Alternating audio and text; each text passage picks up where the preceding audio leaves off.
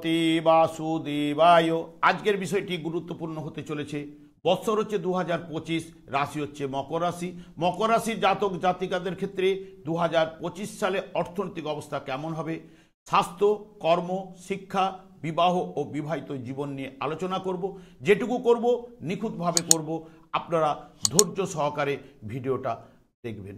নমস্কার, আমার প্রিয় দর্শক বন্ধুকে আমার আন্তরিক অভিনন্দন, শুভেচ্ছা ও ভালোবাসা জানাই। আমি আশা করি অনাদির আদি গোবিন্দের অশেষ করুণায় আপনারা সকলেই কুশলে আছেন। আমি কারো জন্মছক বা ন্যাটাল চার্ট নিয়ে বিচার বিশ্লেষণ করছি না। 1/1/2025 রাত্রি 12টার উপরে গ্রহ সন্নিবেশের মাধ্যমে আমি বিচার এবং ফলাদেশ করছি, যেটি আপনাদের 2025 সালটি কেমন আসতে চলেছে। দেখুন, চন্দ্রের মাধ্যমে আমরা দৈনন্দিন এবং প্রত্যেক দিনের রাশিফল বা সাপ্তাহিক রাশিফলের বিচার করে থাকি, কারণ চন্দ্র হচ্ছে দ্রুততম গ্রহ। চন্দ্র এক একটা রাশিতে 2.5 দিন করে অবস্থান করে এবং প্রত্যেক দিন এক একটা নক্ষত্র অতিক্রান্ত করে ফেলে। সেই কারণে চন্দ্রের মাধ্যমে আমরা সাপ্তাহিক বা দৈনন্দিন রাশিফলের বিচার বিশ্লেষণ করি। রবির মাধ্যমে মান্থলি রাশিফলের বিচার বিশ্লেষণ করা হয়, কারণ রবি এক একটি রাশিতে 1 মাস করে অবস্থান করে। ঠিক সেইরূপ বৃহস্পতি প্রত্যেকটা রাশিতে 1 বৎসর করে অবস্থান করে। তাই বৃহস্পতির ট্রানজিটের উপরে বৎসরটা কেমন যাবে তার ফলাদেশ কিন্তু করা হয়ে থাকে। এই বৎসর বৃহস্পতির সঙ্গে সঙ্গে রাহু, কেতু এবং শনিও কিন্তু ট্রানজিট করছে। তাই এই সব নিয়েই কিন্তু আজকের আলোচ্য বিষয়। এরপরে গ্রহ সন্নিবেশে যাওয়ার পূর্বে মকর রাশিটি রাশিচক্রের 10তম রাশি। এই রাশির অধিপতি গ্রহ শনি। এই মকর রাশিতে মঙ্গল তুঙ্গস্থ হয় এবং বৃহস্পতি নিচস্থ হয়। 1/1/2025 ঠিক আরম্ভ হতে চলেছে বুধবার দিয়ে এবং 2025 সাল শেষ হবে বুধবার দিয়ে। এবং 1/1/2025 রাত্রি 12টায় যে লগ্ন উদিত হবে সেই লগ্নটি হবে কন্যা লগ্ন, যার অধিপতি গ্রহ বুধ। তাই বুধের প্রাধান্য এই বছর কিছু না কিছু রাশিচক্রের মধ্যে পড়তে চলেছে। আমি আচার্য কমল শাস্ত্রী প্রত্যেক বুধবার এবং শুক্রবার সন্ধ্যে 8:30 লাইভ অনুষ্ঠান নিয়ে উপস্থিত হই। ঠিক ওই সময় আমাকে ফোন করলে আপনারা নিজেদের ভাগ্য বিষয়ে জানতে পারবেন। তাছাড়া বিভিন্ন ধরনের ভিডিও আপলোড করে থাকি, সেগুলি পাওয়ার জন্য আমার চ্যানেলটিকে সাবস্ক্রাইব করে বেল আইকনে ক্লিক করে রাখলে যখন আমি লাইভ অনুষ্ঠান বা যে কোনো ভিডিও আপলোড করব আপনাদের কাছে নোটিফিকেশন পৌঁছে যাবে। এরপরে আমি চলে আসছি 1/1/2025 ঠিক রাত্রি 12টার উপরে গ্রহ সন্নিবেশ ঠিক এইরকম। মেষ রাশিতে কোনো গ্রহ অবস্থান করছে না। বৃহস্পতি অবস্থান করছে বৃষ রাশিতে 10/10/2024 বক্রতা আরম্ভ করেছে। 5/2/2025 পর্যন্ত বক্রতার মধ্যে কিন্তু চলবে। বর্তমানে বৃহস্পতি রয়েছে রোহিণী নক্ষত্রে এবং মঙ্গল রয়েছে কর্কট রাশিতে পুষ্যা নক্ষত্রে। 7/12/2024 মঙ্গল বক্রতা আরম্ভ করেছে। 25/2/2025 বক্রতা ত্যাগ করবে। কেতু অবস্থান করছে কন্যা রাশিতে উত্তর ফাল্গুনী নক্ষত্রে। 30 মে কেতু সিংহ রাশিতে গমন করবে। বুধ রয়েছে আপনার বৃশ্চিক রাশিতে নিজের নক্ষত্র অর্থাৎ জ্যেষ্ঠা নক্ষত্রে, অর্থাৎ বুধের নিজের নক্ষত্রে রয়েছে। রবি এবং চন্দ্র অবস্থান করছে ধনু রাশিতে।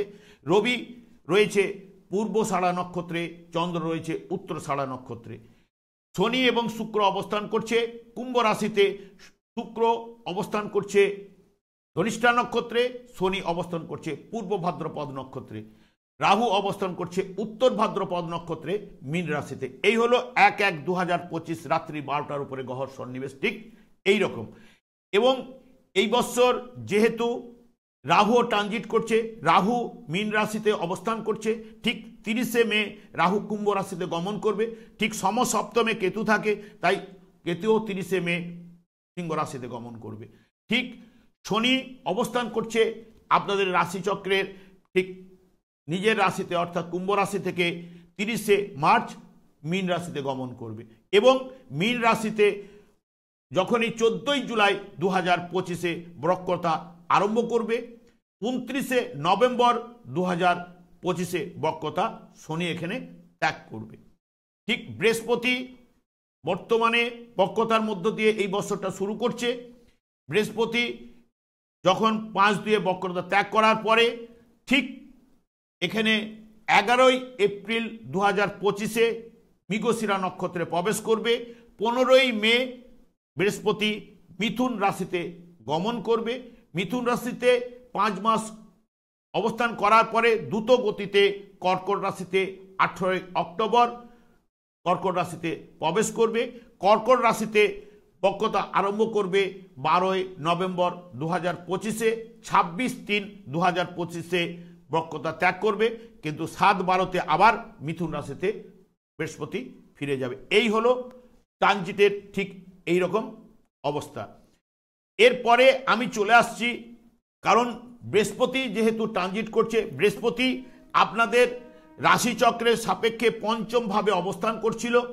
ঠিক 1/1/2025-এ বক্রতার মাধ্যমে বৃহস্পতির পঞ্চম দৃষ্টি ছিল আপনার নবমের উপরে এবং নবম দৃষ্টি আপনার রাশিভাবের উপরে। যেহেতু বৃহস্পতি 3টে কোণকে, আমাদের জ্যোতিষশাস্ত্রে 1, 5, 9-কে 3টে কোণ ভাব ধরা হয়, তাই কোন ভাবেরই ইন্ডিকেটর হয়ে বৃহস্পতি অবস্থান করায়।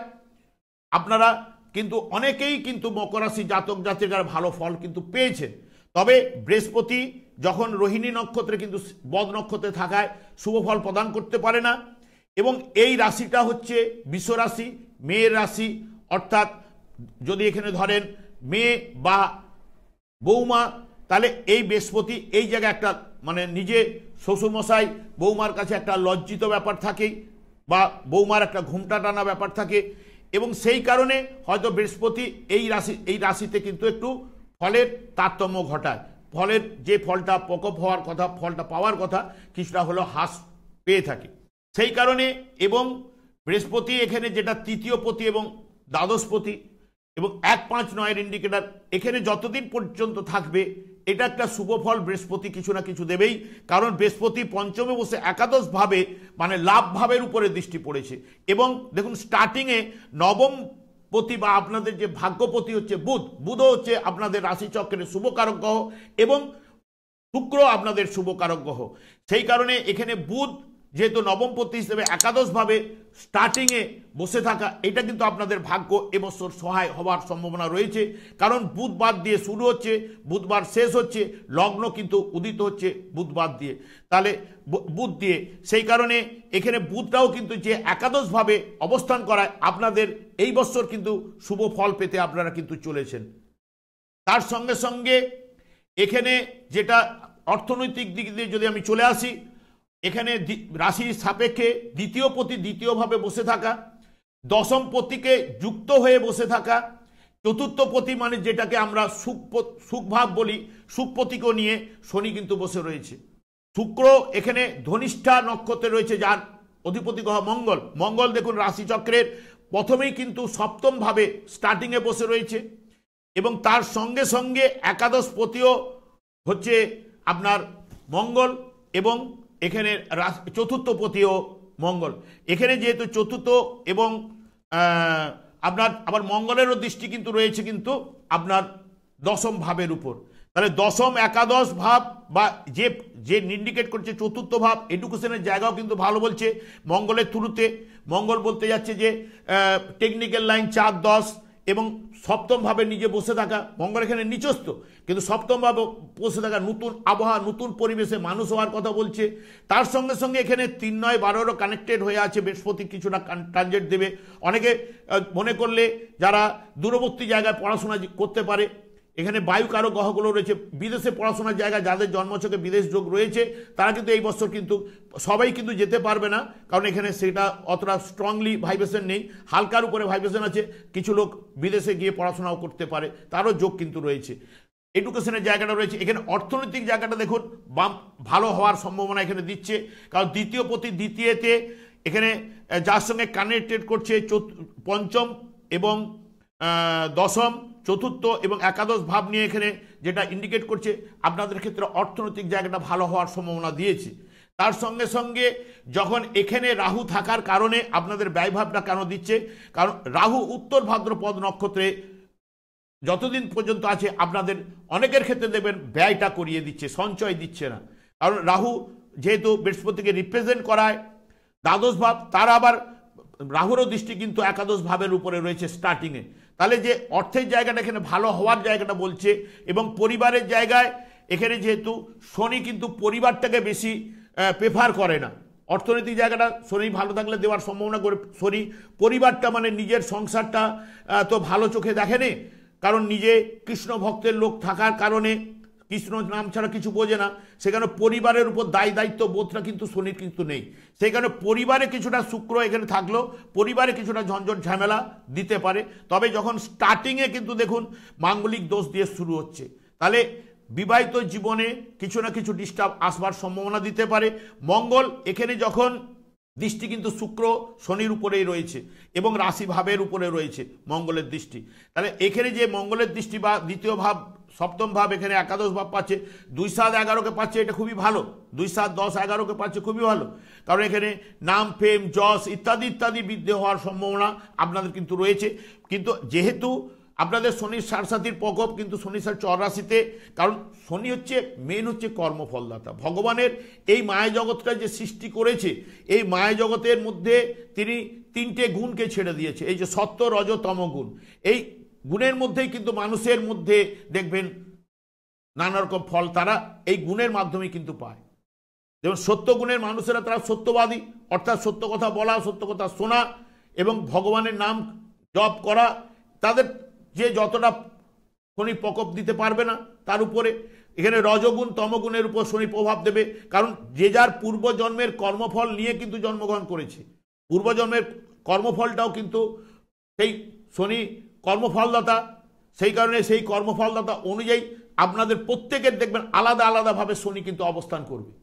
50 জনকে দান করিয়ে দেবেন আপনার জাতক, মকর রাশি জাতকদের দেখবেন তাদের শনিটা দেখবেন বিভিন্ন জায়গায় অবস্থান করছে, কারো ষষ্ঠ অষ্টম দ্বাদশভাবে যদি বসে থাকে তাহলে এইগুলোকে অশুভ ভাব, বা যেখানে বসে আছে নিচস্থ অবস্থায় বা অশুভ গ্রহের দৃষ্টি শনির উপর পড়েছে, শনিকে ডিস্টার্ব করে দিচ্ছে, তাই শনি আপনাকে পাজিল করে দিচ্ছে।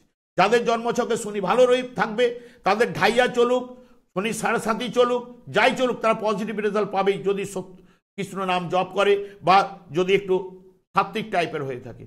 কারণ এখানে দেখবেন দ্বাত্তক রাশিগুলো সব সাত্ত্বিক টাইপের। এই যে শনি দ্বাত্তক রাশিতে 30শে মার্চ গমন করবে, এখানে বৃহস্পতির ঘরে শনি তো অতটা কিন্তু প্রকোপ ফেলতেই পারবে না, কারণ আমাদের যদি রাশিচক্রটা দেখেন ঠিক আউটার প্ল্যানেট, তো দেখবেন আমাদের আউটার ইনার প্ল্যানেটের মধ্যে রয়েছে রবি বুধ শুক্র, ঠিক আউটার প্ল্যানেটের মধ্যে রয়েছে মঙ্গলের পরে বৃহস্পতি, বৃহস্পতির পরে শনি, তারপরে ইউরেনাস নেপচুন প্লুটো, এইভাবে রয়েছে।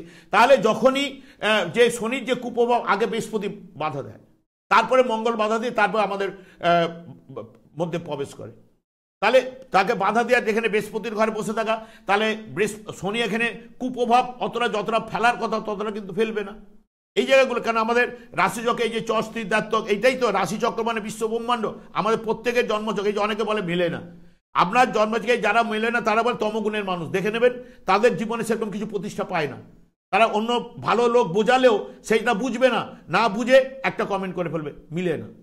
আরে তোমার জন্মছক নিয়ে আমরা বিচার করছি না, এখানে বিচার হচ্ছে যেটা হচ্ছে ইন জেনারেল, এটা জেনারেল কনসেপ্ট, এই বছর আপনি কি ফল পেতে চলেছেন। কারণ এখানে রাশিচক্র বলছে আপনারা অর্থনৈতিক জায়গাটা ভালো আসার কথা, একদম 100% বলছে যে অর্থনৈতিক অবস্থা ভালো হবেই। আপনারা দেখবেন মকর রাশি জাতক জাতিকারা এত শনি সাড়ে চলেছে, অনেকেই কিন্তু অর্থনৈতিক জায়গাটা তাদের ভালো হয়েছে, হয় না বললে হবে না, তাদের বিয়ে হয়েছে, সব কিছু হয়েছে। কারণ এখানে নিজের ঘরে শনি নিজের ঘরের আগুন কি নিজে লাগাবার চেষ্টা করবে? হ্যাঁ, প্রকোপটা তার যতটা দেওয়ার কথা দেবে। আপনার জন্মছকে শনি অফস্টাপে বসে আছে, তাই আপনি দুর্ভোগ ভোগ করছেন, কিন্তু সবাই যে ভোগ করছে তা নয়, বহু লোক আছে মকর রাশি জাতক জাতিকা।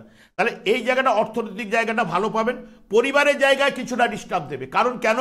পরিবারের জায়গায় যেহেতু দ্বিতীয়ভাবে পরিবার বাকশক্তির জায়গা, এই পরিবার দেখুন শুক্র এখানে বসে থাকা দ্বিতীয়ভাবে, তাহলে বিয়ের জায়গা প্রশমিত করবে, এগুলো বিয়ের কারক গ্রহ শুক্র। কিন্তু শনি যেহেতু এখানে রয়েছে, শনি হচ্ছে পরিবারটাকে পছন্দ করে না, কারণ পরিবারে ওনার স্ত্রী ওনাকেই অভিশাপটা দিয়েছিল। কারণ কেন? উনি কৃষ্ণ নাম ছাড়া কিছু বোঝে না, সবসময় কৃষ্ণ নামে মজে থাকে, সেই কারণে পরিবারের প্রতি দায়িত্ববোধ শনির নাই।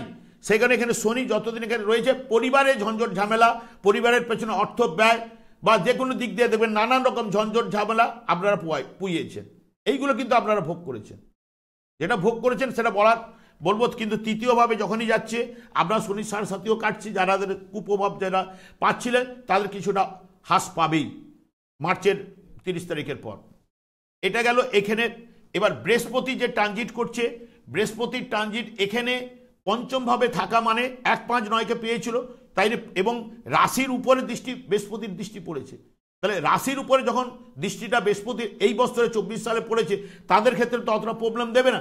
যাদের বৃহস্পতি ডিস্টার্বে আছে বা শনি ডিস্টার্ব আছে তারা ভোগ করবে, তারা ভোগ করতে বাধ্য। কারণ সেই মতো ভগবান সৃষ্টি করেই এই ঠিক টাইমে আপনাকে এই বিশ্ব ব্রহ্মাণ্ডের আলো দেখিয়েছে, তারা ভোগ করতে বাধ্য।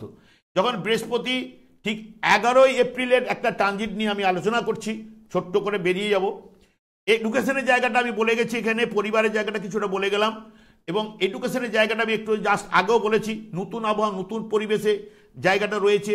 অনেকের ক্ষেত্রে টেকনিক্যাল লাইনটা এখানে 4-10-এর ভাইব্রেশন রয়েছে, মঙ্গলের দৃষ্টি এখানে পড়ছে স্টার্টিংয়ে, চতুর্থপতি এখানে সপ্তমভাবে বসে রয়েছে।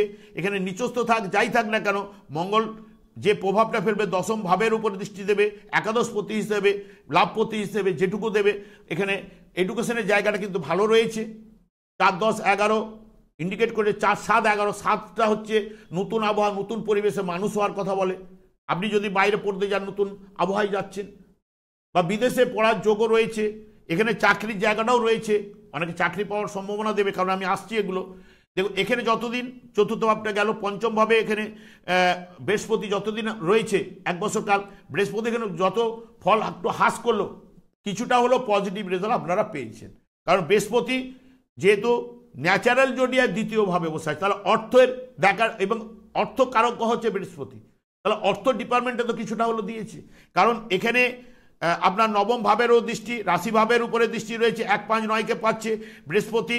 তৃতীয় এবং দ্বাদশপতি, সেখানে তৃতীয় ভাব অনেক জায়গায় যোগাযোগ বৃদ্ধি করেছে, কাজকর্মের জায়গাটা বৃদ্ধি করেছে। তার সঙ্গে সঙ্গে এখানে যখনই লাভ ভাবের উপরে দৃষ্টি রয়েছে বৃহস্পতি, কিন্তু যতটা এখানে যতদিন থাকবে, ধরুন এখানে 2-5-এ বক্রতা শেষ করবে, 2-5-এর পরেই চলে যাবে রোহিণী নক্ষত্রে। এখানে 11ই এপ্রিলের পর থেকে মৃগশিরা নক্ষত্রে যাবে। যখন মৃগশিরা নক্ষত্রে যাবে তখন থেকে ভালো পজিটিভ রেজাল্ট পাবেন। মৃগশিরা নক্ষত্রে যখনই যাচ্ছে তখন হচ্ছে 11ই এপ্রিল। 11ই এপ্রিলে বৃহস্পতি মৃগশিরা নক্ষত্রে যাবে। মঙ্গলও কিন্তু পুনর্বসু নক্ষত্রে ঠিক এই জায়গায় থাকবে। বক্রতা আরম্ভ করার পরে এখানে 21-1-এ মিথুন রাশিতে মঙ্গল প্রবেশ করবে। আবার এইখানে বক্রতা ত্যাগ করার পরে আবার রিটার্ন করে যখন এই জায়গায় আসবে, ঠিক আপনাদের 3-4-এ এই জায়গায় আসবে 3 এপ্রিল। ঠিক 11ই এপ্রিল মঙ্গল থাকবে বৃহস্পতির নক্ষত্রে। তখন আপনাদের চার্টে তৃতীয় ভাবের উপর পূর্ণ কালসর্পযোগটা হবে। তৃতীয় ভাবের উপরে যে পূর্ণ কালসর্পযোগটা হবে, এখানে রাহু রয়েছে, 30শে মে করবে, তার আগে 30শে মার্চ এখানে প্রবেশ করবে শনি।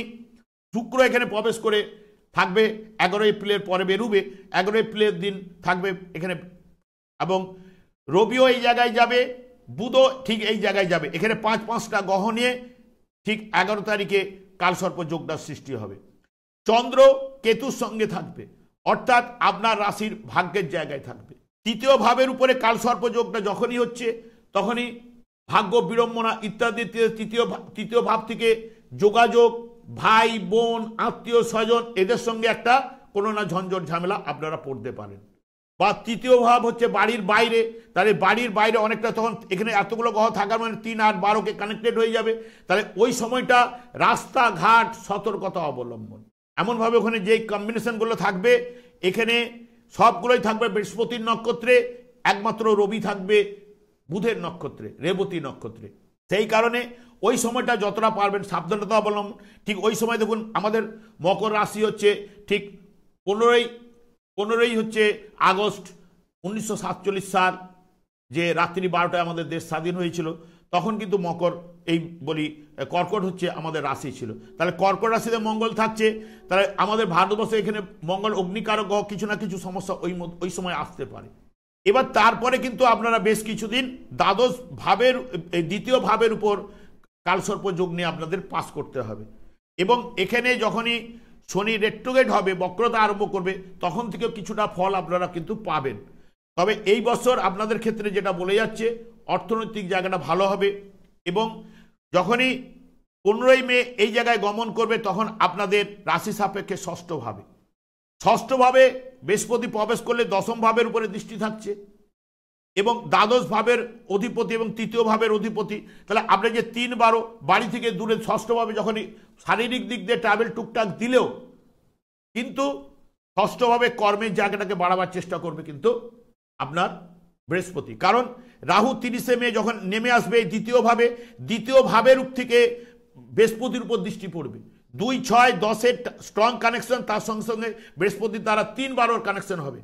এই যে 2, 6, 10 শ্রমের জায়গা, শ্রমের বিনিময়ে রোজগার, কাজকর্মে যুক্ত হওয়া, এখানে 5 মাস থাকাকালীন অনেকেই কিন্তু চাকরি পরিবর্তন, তৃতীয় ভাব পরিবর্তন দেয়, চেঞ্জ দেয়। তারা অনেকের ক্ষেত্রে পরিবর্তন চাইলে ভালো জায়গায় পাওয়ার সম্ভাবনা আপনাদের এনে দেবে, এটা কিন্তু বলে যাচ্ছে। এবং কর্মের জায়গাগুলো পাওয়ার সম্ভাবনা আপনাদের চাকরির জায়গা রয়েছে এই বছর। ঠিক এখানে 5 মাস যখন অবস্থান করবে, এখানে অলরেডি যে ষষ্ঠভাবে বসে আপনার এখানে দশমভাবে দৃষ্টি থাকবে, নিজে দ্বাদশপতি, এবং এখানে রাহু চলে আসবে, রাহুর দৃষ্টি পড়বে বৃহস্পতির উপর, বৃহস্পতির দৃষ্টি পড়বে রাহুর উপর, দ্বিতীয় ভাবের উপর।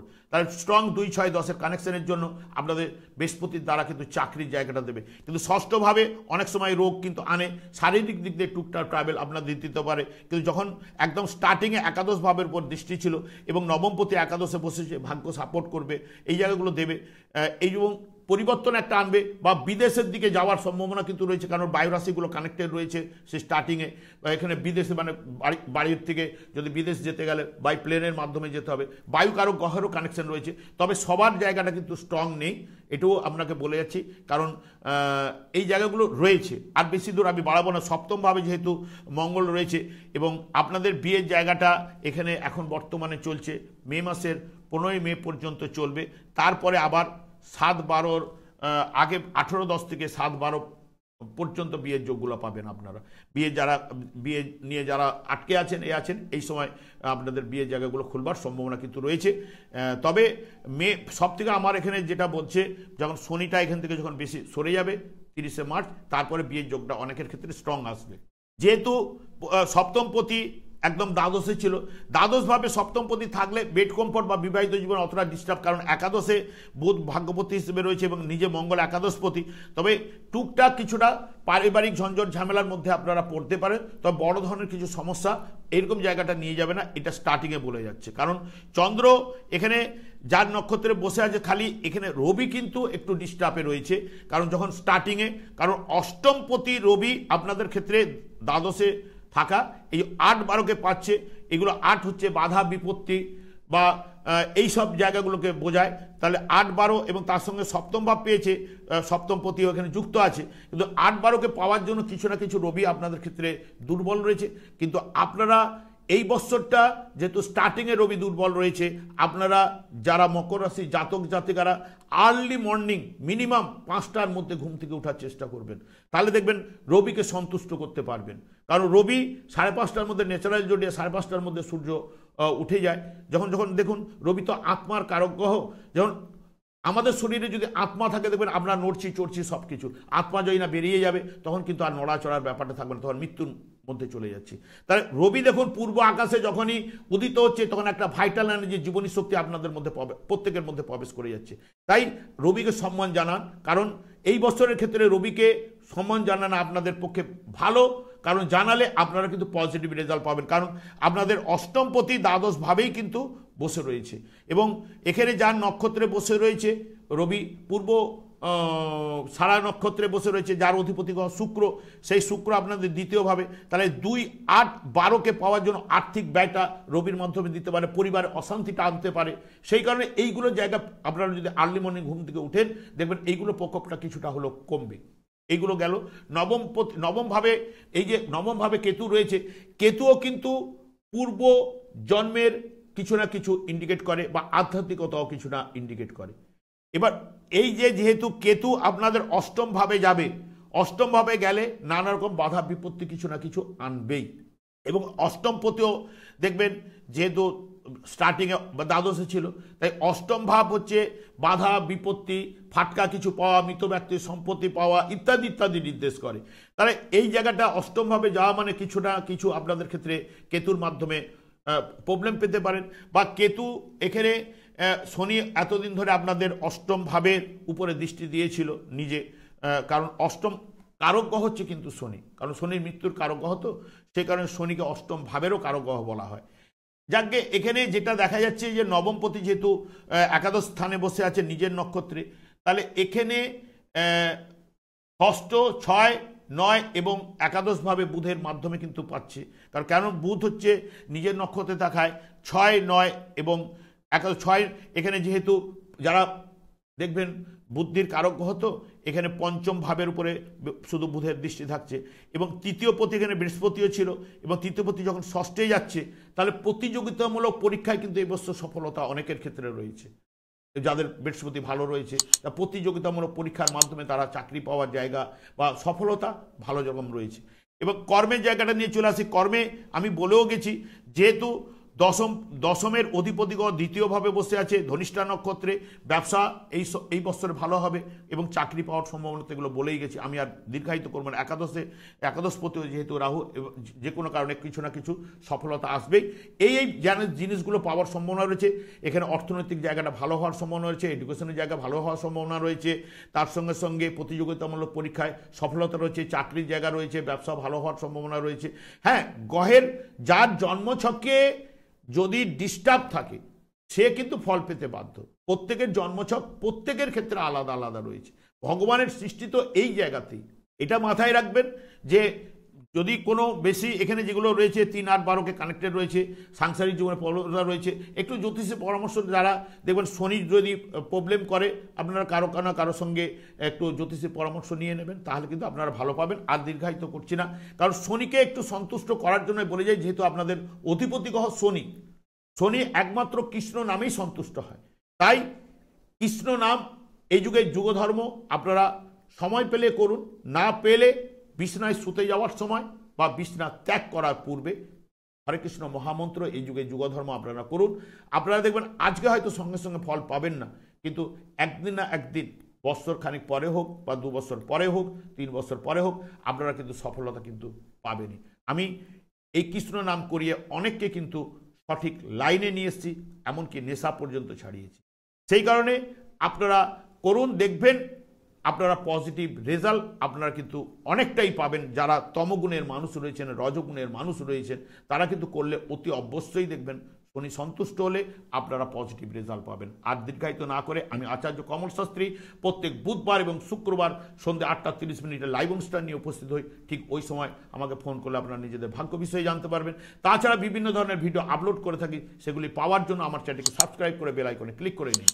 যখনই আমি লাইভ অনুষ্ঠান নিয়ে উপস্থিত হব বা যে কোনো ভিডিও আপলোড করবো, আপনাদের কাছে নোটিফিকেশন পৌঁছে যাবেন। আমি অনাদির আদি গোবিন্দের কাছে প্রার্থনা করি আপনারা ভালো থাকুন, সুস্থ থাকুন, আনন্দ থাকুন। আজ এই পর্যন্ত, পরের ভিডিওতে দেখা হচ্ছে। নমস্কার।